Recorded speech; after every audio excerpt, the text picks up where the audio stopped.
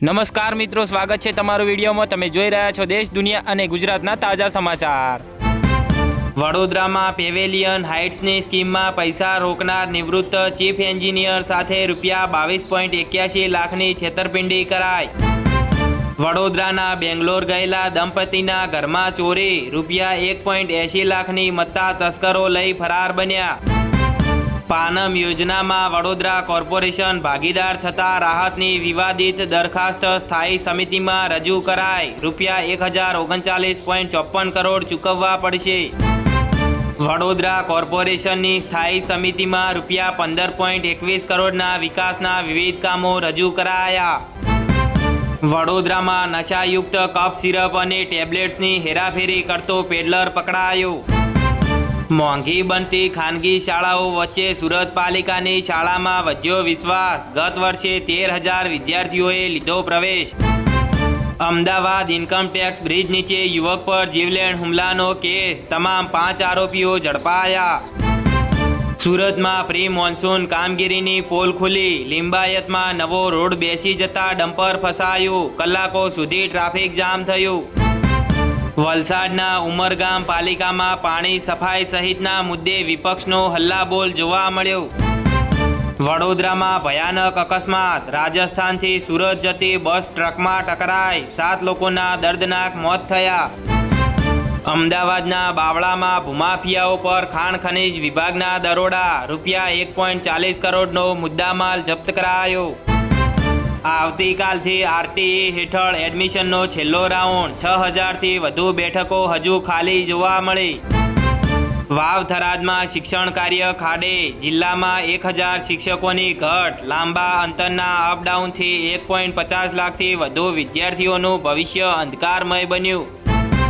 ખેડૂતોના હિતમાં ગુજરાત હાઈકોર્ટનો મહત્વનો ચુકાદો, વીજ લાઈન નાખવાની મંજૂરીનો હુકમ રદબાતલ કરાયો। મોન્સૂનની મુંબઈ પહોંચતા હજુ 8 દિવસ લાગશે, ગુજરાત માટે ચિંતાનો વિષય બન્યું। આગામી રથયાત્રા અને મહોરમના તહેવારોને પગલે અમદાવાદ પોલીસનું કોમ્બિંગ, અસામાજિક તત્વોની અટકાયત કરાઈ। અમદાવાદમાં હેલ્મેટ સીટ બેલ્ટ વગર માર્ગ અકસ્માતમાં 3,924 લોકોના મોત, ચાલકોની બેદરકારી જીવલેણ બની।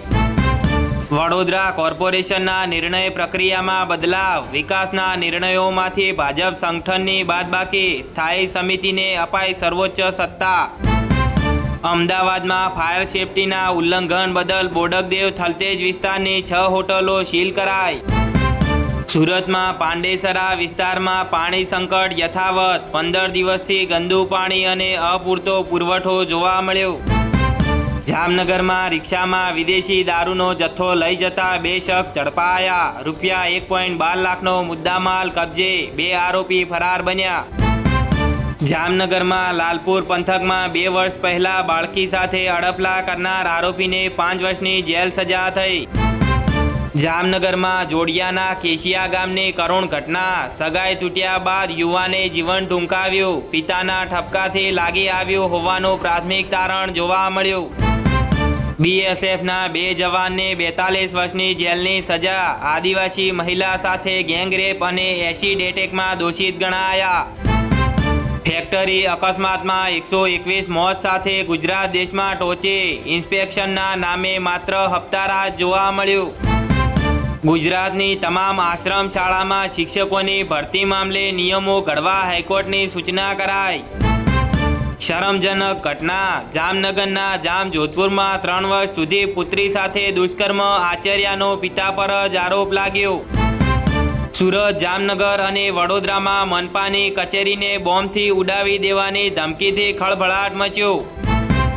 મહારાષ્ટ્ર, બંગાળ છોડો, સપાના અનેક નેતા ભાજપમાં જોડાવા તૈયાર, દિગ્ગજ નેતાનો દાવો, સપાનો વળતો પ્રહાર જોવા મળ્યો।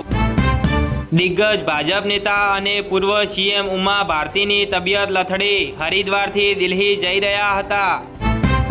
ઉદ્ધવ ઠાકરે અને મમતા બેનર્જીની પાર્ટીમાં બળવા પછી શરદ પવાર એલર્ટ, સાંસદોને તાત્કાલિક તેડું મોકલાયું।